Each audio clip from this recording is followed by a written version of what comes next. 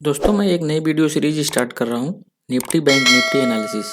दोस्तों MBA चाय वाले प्रफुल्ल बुल्लेवरी जी कहते हैं, अगर आपको अच्छा बोलना आता है, अगर आपकी कम्युनिकेशन स्किल अच्छी है तो आप फ्री में पूरी इंडिया घूम सकते हैं। तो दोस्तों उनकी इस बात से मैं सहमत हूँ। दोस्तों मेरी कम्युनिकेशन स्किल अच्छी नहीं है, इसलिए मैं अपनी नॉलेज को आप तक सही तरीके से नहीं पहुँचा पाता हूँ, तो कोशिश करूँगा।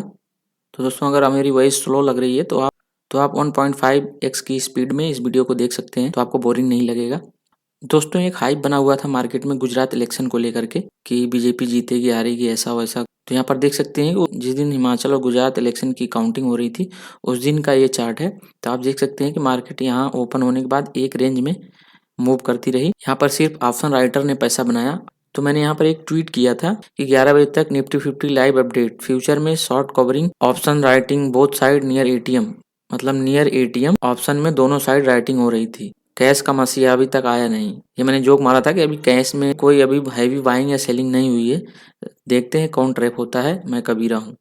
तो इसके हिसाब से आप देख सकते हैं कि यहाँ पर ये एक रेंज में निफ्टी मूव करती रही और ऑप्शन राइटर ने अच्छा पैसा बनाया होगा। तो दोस्तों 9 दिसंबर का चार्ट है। तो मार्केट ओपन होने के बाद से कंटिन्यू गिरावट आई उसमें और यहाँ नीचे के लेवल से कुछ बाइंग हुई। तो आप देख सकते हैं कि बुलिश डाइवर्जेंस बन रहा था, तो यहाँ से मार्केट ऊपर गई। तो दोस्तों देखते हैं कि 12 दिसंबर को क्या हो सकता है, डेटा पॉइंट क्या कह रहा है उसको देखते हैं। तो यहाँ पर 9 दिसंबर को आप देख सकते हैं इतनी बड़ी बेरिश कैंडल बनी है, पूरे दिन सेलिंग हुई है। तो दोस्तों डेटा पॉइंट क्या कहता है, ईओडी डेटा पॉइंट क्या कहता है उसको देखते हैं।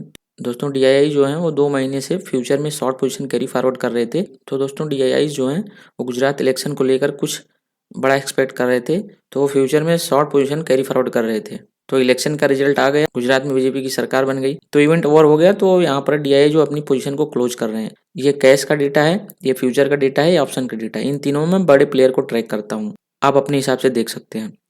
तो यहाँ पर देख सकते हैं कि 2 महीने से फ्यूचर में short position DII carry forward कर रहे थे, उसको धीरे धीरे क्लोज कर रहे हैं। जो बड़ा इवेंट जो गुजरात चुनाव था वो खत्म हो गया है, तो वो धीरे धीरे अपनी पोजीशन क्लोज कर रहे हैं। और FII जो थे वो 2 महीने से बुलिश थे। तो दोस्तों स्टॉक मार्केट में दिखता कुछ है और होता कुछ और है। तो FII 2 महीने से लॉन्ग पोजीशन कैरी फॉरवर्ड कर रहे थे। गुजरात इलेक्शन को देखते हुए मार्केट को पॉजिटिव सेंटिमेंट में रखा गया था। तो दोस्तों जब इवेंट खत्म हो गया तो जो अपनी लॉन्ग पोजीशन FII क्लोज कर रहे हैं, DII अपनी शॉर्ट पोजीशन क्लोज कर रहे हैं और कैश में अभी कोई बड़ी एक्टिविटी नहीं हो रही है।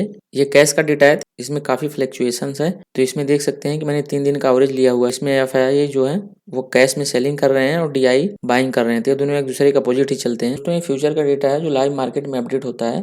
तो इसको लाइव मार्केट में और EOD बेसिस पे मैं इसको ट्रैक करता हूँ। तो यहाँ पर देख सकते हैं जो भी मार्केट क्लोज हुई फ्राइडे को 9 दिसंबर को, यहाँ पर ओपन इंटरेस्ट इंक्रीज हुआ, फ्यूचर का प्राइस डिक्रीज हुआ और स्पॉट प्राइस भी डिक्रीज हुआ। इसका मतलब यहाँ पे शॉर्ट पोजीशन बन रही है, मार्केट का ट्रेंड बियरिश है। तो दोस्तों यहाँ पर फ्यूचर वाई और प्राइस के हिसाब से डेटा बेरिश है। दोस्तों EOD बेसिस का डेटा है। दोस्तों जो ऑप्शन का डेटा है उसमें PRO और FII दोनों बेरिश हैं। तो दोस्तों PRO और FII ऑप्शन में कोई पोजीशन एक डायरेक्शन बनाते हैं तो मार्केट उस दिशा में जरूर मूव करती है।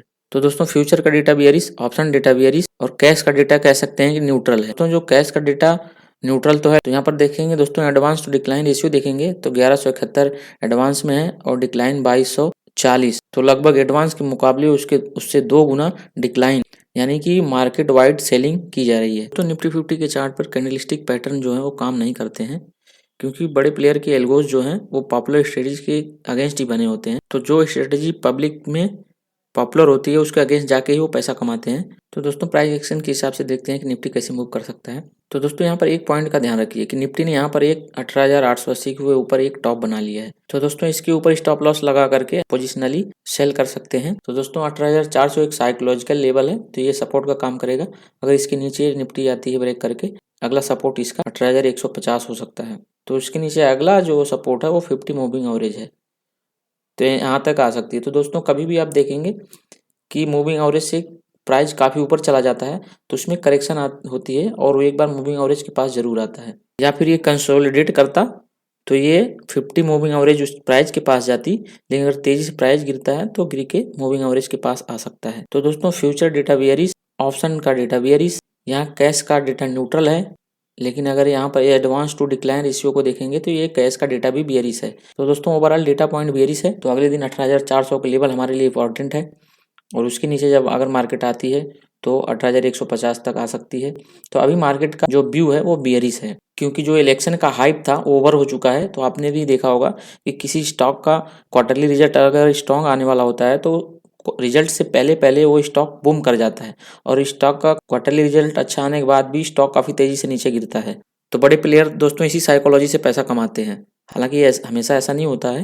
तो यहाँ पर भी आप देख सकते हैं कि गुजरात इलेक्शन का हाइप जो था वो 2 महीने से पॉजिटिव सेंटीमेंट बना के रखा था, कंटिन्यू मार्केट ऊपर जा रही थी। और जब से हिमाचल और गुजरात का इलेक्शन स्टार्ट हुआ उसी दिन से आप देख सकते हैं, 1 तारीख को गुजरात में वोटिंग थी, दिन से देख सकते हैं मार्केट में गिरावट स्टार्ट हो गई। मार्केट में प्रॉफिट बुकिंग हो सकती है, तो इस हिसाब से मार्केट नीचे आ सकती है। दोस्तों एक चीज़ क्लियर करना चाहूँगा कि ईओडी डेटा है। ईओडी डेटा मतलब कि मार्केट क्लोज होने के बाद जो पोजीशन ओपन है उसके हिसाब से मैं ये एनालिसिस कर रहा हूँ। अब लाइव मार्केट में ये डेटा चेंज हो सकता है दोस्तों।